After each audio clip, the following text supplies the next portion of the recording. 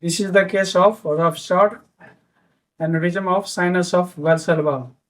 In this image, this is para-external long axis view.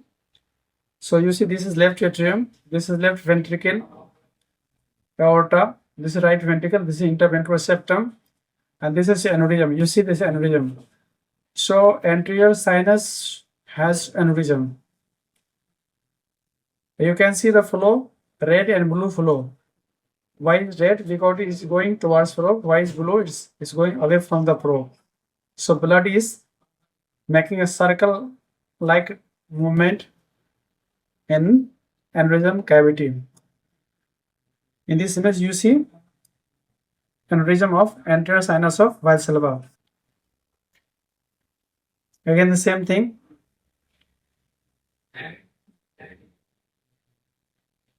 Same thing, but you see here there is a rupture. You can see the rupture here. Now you see the rupture. This is the aneurysm has ruptured into right ventricle. So this is aneurysm of anterior sinus of Valsalva that has ruptured into right ventricle. You can see this is a flow. The turbulent jet is going into right ventricle. Again, you see this is aneurysm.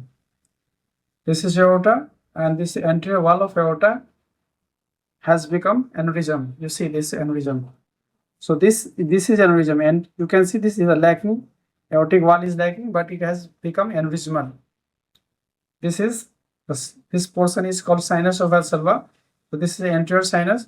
So the aneurysm of anterior sinus of Valsalva.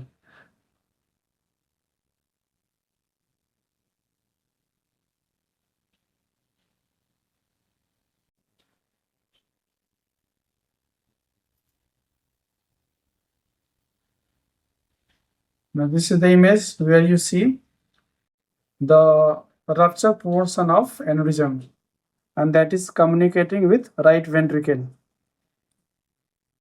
So this is the case of ruptured aneurysm of right ventricle. Ruptured aneurysm of anterior sinus of Valsalva.